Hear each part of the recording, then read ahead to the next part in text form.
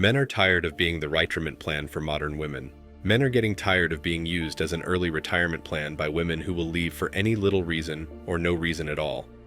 Younger men have seen guys look at things like a romantic, then lose half their stuff for nothing, and live their lives in silent misery, giving away their entire earnings month after month to some woman who wanted to go clubbing with a new guy every weekend. You know, it isn't rocket science. Why is it so hard to understand? Statistically, over 50% of marriages end in divorce within the first 10 years, leaving those men in debt, without a home, paying child support and alimony. Essentially, worse off than if they had stayed single. Most modern women lack wife skills and expect men to be providers and do half of the chores. The options are becoming a human ATM, miserable, and divorced, or staying single. The choice isn't difficult to make. Yeah, where are all the men, like the good, real men at? Where are you guys? I know, where are the men that like want to take you on a date? Like, I don't come in my DMs, right? Please. I don't need dinner though. See, No. you know how some people like first date they want dinner? I don't want dinner for the first date because I want to be able to talk without food in my mouth. Yeah, even like when guys just movies. I'm like, why would I go to the movie theaters with you on a first date? No, exactly. Why? Like you and I Just could go sit to in a the movie dark, because we know like- each other now. But Yeah. when we first met, No, I want to talk. All the good men got played, so now all they do is just work, scroll TikTok, chill, and ignore people. Tell me I'm wrong. I just walked into Abercrombie for the first time since middle school. Where are all the hot shirtless dudes? What happened to them? Why did we get rid of them? Okay, so serious question. If we're not going on dating apps for dates, where are we meeting men? And where are we meeting men in which we'd actually want to go on a date with? Where are all of the good guys? Can someone enlighten me? Guys, whatever I'm doing isn't working. Women nowadays will literally be like, I can't find any good men. There are no good men left. And then they'll be like, I just need 6 feet, about like 6 inches, and like 6 figures. Even if this video was just meant for fun, it's still another case of men acting like women have impossible standards so that they feel better about themselves when they don't meet them. And it bothers me because these guys are acting like women are looking down on men who they would consider less than perfect. But have you ever heard a woman talk about a bum who she's in love with? Because she'll make every excuse in the world for why that man is incredible and just misunderstood. So let's say, for example, that a man has no job. She's not going to let you sit there and call him unemployed. No, she's going to tell you how it's probably because no one ever encouraged him and that he's going to be able to do anything he sets his mind to once she just believes in him. You're acting like women will only date men who make 6 figures, but I know women who are working 2 jobs with full insurance and a 401k who are dating men with 60 cents in their bank account because she thinks he has potential. I don't know how you can act like women will only settle for rich men anyways when most families are living paycheck to paycheck and can't survive on one income, because I think that means they married for love. And don't even get me started on what's between the legs, because there are women in 30-year marriages who have never successfully had a no, and you're gonna act like women are out here throwing the whole man away because of his size? Because I don't think so. In fact, there are women out here faking O's so that the men in their lives don't feel inadequate, and yet you're gonna act like we're out here bringing measuring tapes to our coffee dates? And sure, when it comes to height, maybe some women do have a preference for men who can reach the top shelf or the cookie jar, but that's all subject to change. If he's a good man with good qualities, then she may just fall in love and try to convert the whole world talking about how we love a short king. Listen, the truth is that even you don't believe this nonsense, because if you really believed that women had impossible standards, then you wouldn't be telling them to pick better men at every opportunity. So when I see videos like this, I realize that they're usually not mad about what women want. They're just mad that The younger men, and the real good men, are watching what's happening to older men, and they don't want to be next. Then there's the endless insults on social media, TikTok in particular. I got endless rejection smirks, and the occasional public humiliation just for showing interest in a woman. After staying single for nearly a decade, I met a foreign woman. It was like night and day.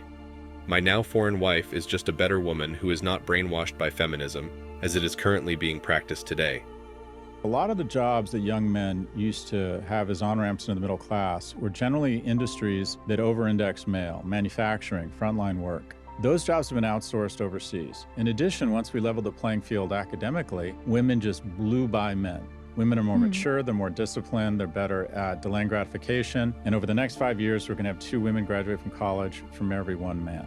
So what we have is an entire cohort of what I call emotionally and economically unviable men. And so women are leveling up, and it's great, but they're not interested in the men our society is producing right now. And the most violent, unstable societies in the world all have too many of the same thing, and that is a broke and lonely young man.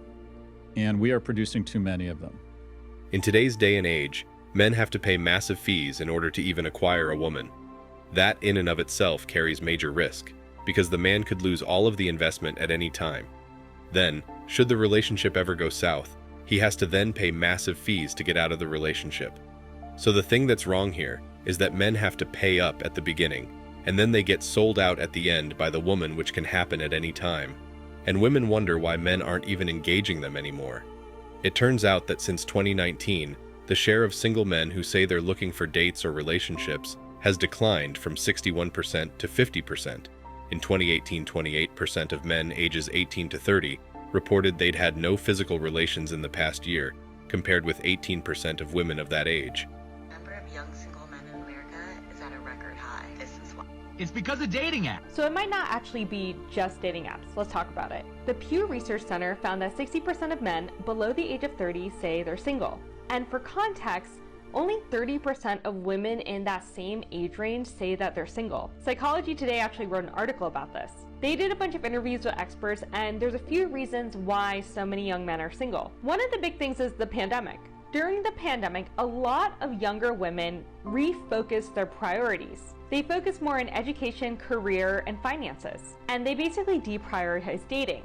And because of this, the theory goes that some men have had a hard time finding women to date. However, there's another theory that younger men just don't want to compete in the dating world, and instead they're getting a lot of their needs from the internet. I've actually met a lot of young people who don't want to date, and I want to know, have you noticed this pattern? Let me know in the comments. The reason why young men aren't having sex or looking for relationships has nothing to do with desire. The problem is that 80% of young women are convinced they are too good for most men and deserve the best-looking 20% of young men. Worse still, those chads will sleep with those 80% for fun, which reinforces 80% of young women's views. So 80% of young men are left with the 20% of less attractive women for whom most aren't interested. More than 60% of young men in America are single, which is nearly twice the rate of unattached young women, pointing to a breakdown in the social, romantic, and sexual life of American men. This trend is particularly prevalent among men in their 20s who are more likely to be romantically involved, sexually dormant, friendless, and lonely. Eventually, as they get older, 80% of women settle for a man outside of the 20% most attractive, but they don't love them, feel always that they have done, and therefore can do better, get bored, unhappy, and leave, taking 50% to 80% of the man's assets, along with ongoing child support and alimony. The consequences of failed relationships, marriages, or even bad associations with women have harsh financial, psychological, and emotional consequences for men. As men and boys become more aware of this, the reluctant men will be to commit to relationships, or even interact alone with women.